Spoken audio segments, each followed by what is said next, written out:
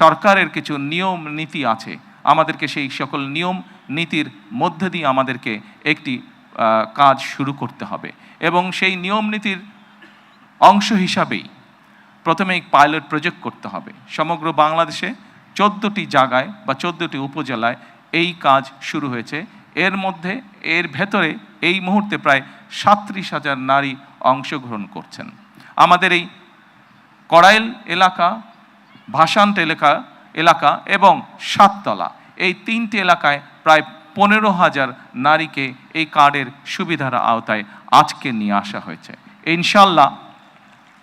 ইনশাল্লাহ আমি দৃঢ়ভাবে বিশ্বাস করি আমার সরকার পর্যায়ক্রমিকভাবে বাংলাদেশে যে 4 কোটি পরিবার রয়েছে, সেই 4 কোটি পরিবারের যারা নারী প্রধান, তাদের কাছে আগামী 5 বছরের মধ্যে ইনশাল্লাহ পর্যায়ক্রমিকভাবে সকলের কাছে আমরা এই ফ্যামিলি কার্ড নিয়ে যেতে সক্ষম হব ইনশাল্লাহ। সম্মানিত সকল উপস্থিতিবৃন্দ, আমি আমার বক্তব্যের প্রথমেই বলেছি যে আমরা একটি দায়িত্বশীল সরকারের ভূমিকা পালন করতে চাই, যেই সরকার জনগণের জন্য কাজ করবে, যেই সরকার কাজ করবে দেশের জন্য। আমরা জনগণের কাছে জবাবদিহি থাকতে চাই এবং তারই একটি অংশ হিসাবে আমাদের দল, বাংলাদেশ জাতীয়তাবাদী দল, নির্বাচনের পূর্বে আমরা বাংলাদেশের মানুষের কাছে প্রতিশ্রুতি দিয়েছিলাম, বাংলাদেশের নারী সমাজের কাছে প্রতিশ্রুতি দিয়েছিলাম যে বিএনপি সরকার গঠন করতে সক্ষম হলে আমরা এই ফ্যামিলি কার্ডের কাজ শুরু করব। আপনারা নিশ্চয়ই খেয়াল করেছেন, আমরা আল্লাহর রহমতে বাংলাদেশের মানুষের সমর্থন নিয়ে বিগত নির্বাচনে সরকার গঠন করার 1 মাসেরও কম সময়ের মধ্যে আমরা আমাদের এই প্রতিশ্রুতি, জনগণের কাছে দেওয়া প্রতিশ্রুতির কাজ আমরা শুরু করেছি। এবং শুধু এই প্রতিশ্রুতি নয়, আমরা আরও কিছু প্রতিশ্রুতি করেছিলাম, তার মধ্যে যেগুলো আমাদের প্রায়োরিটি প্রয়োজন ছিল, তার মধ্যে আরেকটি আছে কৃষক কার্ড। সেই কৃষক কার্ডের কাজও আমরা শুরু করেছি ইনশাল্লাহ। ঠিক আজকের এই অনুষ্ঠানে আমরা যেভাবে 37,000 মানুষের কাছে, 37,000 নারীর কাছে আমরা ফ্যামিলি কার্ড তুলে দিতে সক্ষম হয়েছি, ঠিক একইভাবে আগামী মাসের ভেতরে আমরা কৃষক ভাইদের কাছেও, বহু কৃষক ভাইদের কাছে আমরা কৃষক কার্ড তুলে দিতে সক্ষম হব ইনশাল্লাহ। সম্মানিত উপস্থিতিবৃন্দ, আপনারা নিশ্চয়ই খেয়াল করেছেন, আমরা দেশের মানুষের কাছে আমরা প্রতিশ্রুতি দিয়েছিলাম, বিশেষ করে আমরা বাংলাদেশের কৃষক ভাইদের কাছে আমরা প্রতিশ্রুতি দিয়েছিলাম যে বিএনপি সরকার গঠন করতে সক্ষম হলে যাদের কৃষি ঋণ 10,000 টাকা পর্যন্ত আছে, কৃষি ঋণ সুদসহ, সেই কৃষি ঋণ বিএনপি সরকার গঠনে সক্ষম হলে সেই কৃষি ঋণ আমরা মওকুফ করব। আল্লাহর রহমতে আমরা গত সপ্তাহে সেই 10,000 টাকা পর্যন্ত কৃষি ঋণ মওকুফ সরকারের পক্ষ থেকে করে দেওয়া হচ্ছে সুদসহ।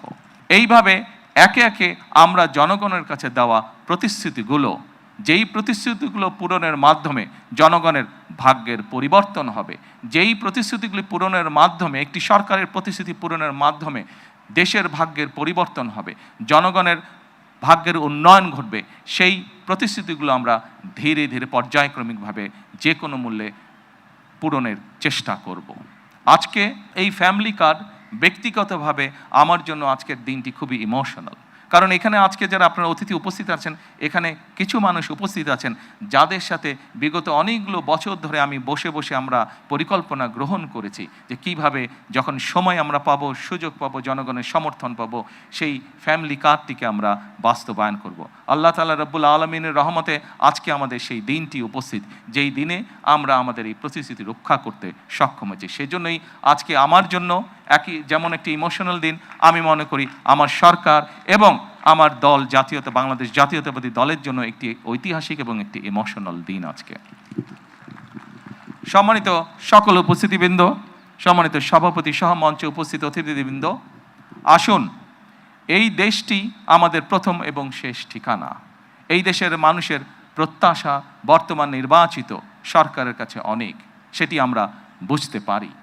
কিন্তু একই সাথে আমরা যদি বাস্তবতা বিবেচনা করি এবং সমসাময়িক ঘটনা, মধ্যপ্রাচ্যের যে পরিস্থিতি, সকল কিছু যদি বিবেচনা করি, তাহলে আমরা যে প্রতিশ্রুতিগুলো দিয়েছিলাম, আমরা অবশ্যই আমাদের প্রতিশ্রুতি থেকে বিন্দুমাত্র আমরা অবস্থান পরিবর্তন করব না। হয়তো সমসাময়িক বৈশ্বিক পরিস্থিতির কারণে ক্ষেত্র বিশেষে হয়তো আমাদের কিছু কিছু ক্ষেত্রে সময় বেশি লাগতে পারে প্রতিশ্রুতিগুলো বাস্তবায়নের জন্য। সেজন্যই আজকে আমি সকলকে অনুরোধ করব, এখানে যে সকল এলাকাবাসী উপস্থিত আছেন আপনাদেরকে, আপনাদের মাধ্যমে সমগ্র দেশবাসী যে সকল উপস্থিত আছেন আপনাদেরকে, আপনাদের মাধ্যমে সমগ্র দেশবাসীকে এবং মিডিয়ার মাধ্যমে সমগ্র দেশবাসীকে আমি অনুরোধ করব যে আসুন আমরা ধৈর্যের সাথে সমগ্র পরিস্থিতি মোকাবেলা করি, আমরা ধৈর্যের সাথে সুন্দরভাবে আমাদের এই দেশটিকে গড়ে তুলি। সম্মানিত সকল অতিথিবৃন্দ, আমি নির্বাচনের সময় একটি কথা প্রায় বলতাম, প্রত্যেকটি নির্বাচনী জনসভায় আমি একটি কথা আমার বক্তব্যের শেষে আমি তুলে ধরতাম। সেই কথাটি ছোট্ট একটি স্লোগানের মতন, আপনাদের সকলের কম বেশি জানা আছে, সমগ্র বাংলাদেশের মানুষের কাছে স্লোগানটি পৌঁছে গেছে। আজকে সেই স্লোগানটি দিয়েই আমি আমার বক্তব্য শেষ করতে চাই। সেই স্লোগানটি ছিল, করব কাজ গর্ব দেশ, সবার আগে বাংলাদেশ। সকলকে আবারও আন্তরিকভাবে ধন্যবাদ জানিয়ে আজকে আমার বক্তব্য আমি শেষ করছি। আল্লাহ হাফেজ। বাংলাদেশ জিন্দাবাদ।